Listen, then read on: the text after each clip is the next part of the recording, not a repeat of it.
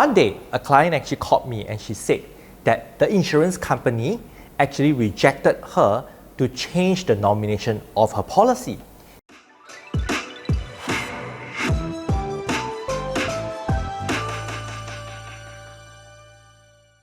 Hi, welcome to another episode of Estate Planning with Eugene, and today I'm going to share with all of you financial consultants what is one area you can value add your clients when it comes to insurance policies.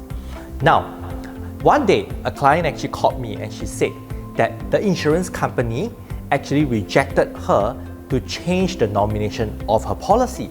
This is because her husband has passed on many months ago, and the husband was named as one of the nominees of her insurance policy. Now you see, what has happened is that policies that were actually bought way back before the nominations framework came about in 2009 September was such that in all insurance application form, there's always a section at the back where the clients can state their nominees, and typically they will state their spouse and or their children. So this has inevitably created this thing called Section 73, which most of us have probably heard or learned in the textbooks, right? But we don't really know what does it mean. Now, so in theory, Section 73 says that it is a Conveyancing and Law of Property Act, that it provides for the creation of a statutory trust. And this arises where the beneficiary of a life insurance policy is the spouse and or the children of the insured. Now, if you have stepped into the industry way after 2009, you probably would not have heard about that. But if you, as a financial consultant, you have clients who have policies that they bought even prior to 2009 1st September, then the chances are there's a high risk that most of the policies will fall into this. Now, so what happens? You see, in those days, when they purchase a policy, they would typically just do up a nomination without fail. Like what I mentioned, there's a section in the application form. So by doing that, Section 73 has been created, where a statutory trust has been done up. So let me give you a very simple example. A and B, right? So husband and wife.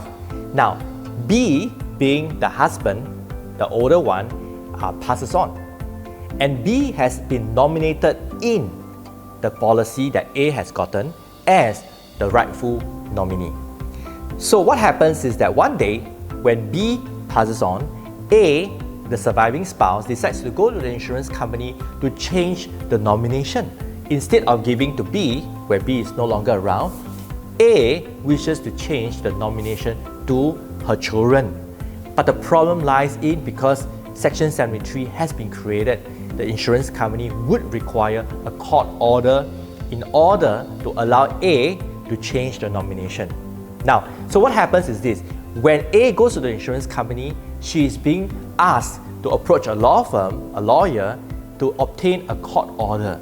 So when I received that phone call, when I spoke to the client was writing in to appeal to the insurance firm, but they did not agree and they insisted on a court order.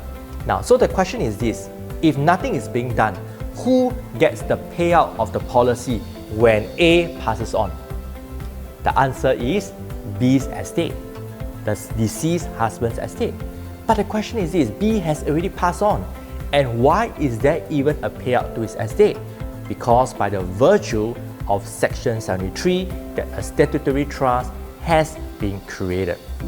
Now, so for financial consultants, now what is your role? Your role is very simple. Whenever you engage your client, whenever you collect their policies and do up their insurance nomination, do their portfolio summary, always look at any policies that were purchased way before 1st September 2009. So stay tuned to my next video on nominations on insurance policies, because in that video, I will share with you the best practices when you are advising your clients when it comes to insurance nomination. That's all. I hope this video is helpful to you. If you have benefited from this video, do share it and leave me a comment below.